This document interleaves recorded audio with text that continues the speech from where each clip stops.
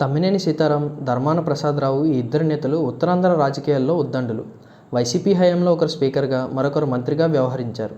అయితే 2024 అసెంబ్లీ ఎన్నికల్లో కూటమి హవాలో వైసీపీ హేమాహేమీలంతా ఓటమి బాట పట్టారు.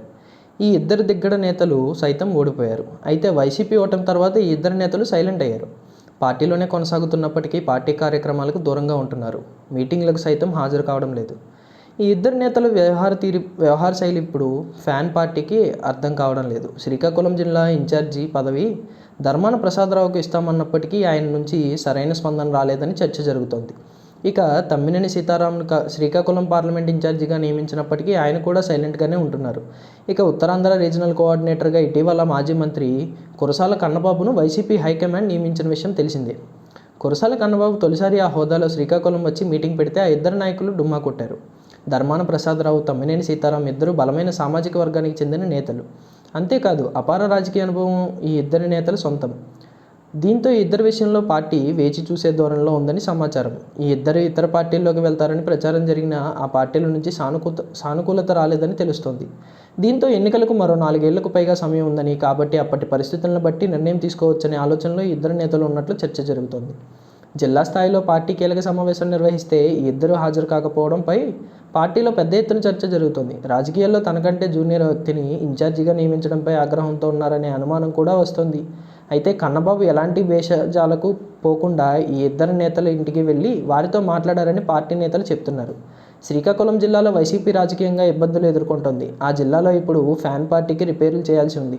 అయితే కన్నబాబు ఉత్సాహంగా పనిచేస్తే ఫలితం ఉంటుందని స్థానిక నేతలు చెప్తున్నారు. కన్నబాబుకు హైకమాండ్ పూర్తి స్థాయిలో అండగా ఉందని అంటున్నారు. మరోవైపు ఏపీ ముఖ్యమంత్రి, టీడీపీ అధినేత చంద్రబాబు నాయుడికి జాతీయ మీడియాలో ఎంతటి ఆదరణ, పాపులారిటీ ఉందో స్పెషల్గా చెప్పాల్సిన పని లేదు.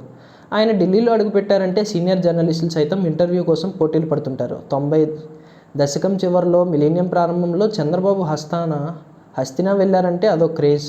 ఆయన కోసం మీడియా క్యూ కడుతుంది. దాదాపు 2 దశాబ్దాల తర్వాత మరోసారి ఢిల్లీ కేంద్రం ప్రభుత్వంలో చంద్రబాబు కీలక పాత్ర పోషిస్తున్నారు. దీంతో మరోసారి జాతీయ మీడియా ఆయన జపం చేస్తుంది, ఆయన్ని ఆకాశానికి ఎత్తుతోంది. ఇటీవల ప్రముఖ journalist Arnab Goswami channel Republic TV నిర్వహించిన కాంక్లేవ్ సదస్సుకి ఏపీ ముఖ్యమంత్రిగా చంద్రబాబు నాయుడు హాజరయ్యారు. ఈ సదస్సుకి అనేక మంది సెలబ్రిటీలు, లెజెండ్లు, పారిశ్రామికవేత్తలు విచ్చేశారు. ఈ కాంక్లేవ్ ఏపీ సీఎం చంద్రబాబుపై పలువురు ప్రశంసలు కురిపించారు. ప్రముఖ క్రీడాకారిణి సానియా మీర్జా చంద్రబాబుతో అనుబంధాన్ని గుర్తు చేసుకున్నారు. ఉమ్మడి ఏపీ ముఖ్యమంత్రిగా ఉన్న సమయంలో స్పోర్ట్స్కి ఆయన ఇచ్చిన ప్రాధాన్యతని, హైదరాబాద్ని స్పోర్ట్స్ డెస్టినేషన్గా మార్చిన తీరుని మెచ్చుకున్నారు. ఆయన తనకు నాడు 25 లక్షల రూపాయల నగదు బహుమతిని ఇచ్చారని గుర్తు చేశారు సానియా మీర్జా. చంద్రబాబు విషయంపై ప్రత్యేక చర్చ జరిగింది ఈ కాంక్లేవ్లో. 90వ దశకంలో చంద్రబాబు హైదరాబాద్ని ప్రపంచ డెస్టినేషన్గా మార్చడంలో ఎంతో కృషి చేశారని, ఆయన ప్రయత్నంతో నేడు టాప్ నగరంగా అవతరించిందని తెలిపారు వ్యాఖ్యాతలు. నేడు అమరావతిని గ్రీన్ఫీల్డ్ నగరంగా తీర్చిదిద్దడంలో చంద్రబాబు చూపుతున్న చొరవ, ఆయన దూరదృష్టి, 35,000 ఎకరాల సమీకరణకు రైతులు బాబు బ్రాండ్ని నమ్మిన తీరుపై ప్రత్యేక చర్చ జరిగింది.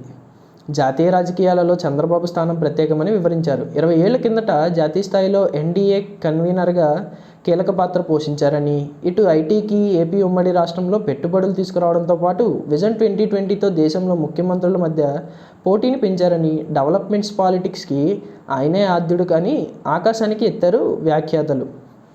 నాడు ఐటీని పెంచి పోషించిన చంద్రబాబు నేడు ఏఐకి పెద్దపీట వేస్తున్నారని రిపబ్లిక్ టీవీ కాంక్లేవ్లో పలువురు అభిప్రాయపడ్డారు. మొత్తం మీద జాతీయ స్థాయిలో ఏపీ ముఖ్యమంత్రికి భారీ స్వాగతం లభించింది. దేశంలో ఏ ముఖ్యమంత్రికి దక్కని గౌరవం ఇది.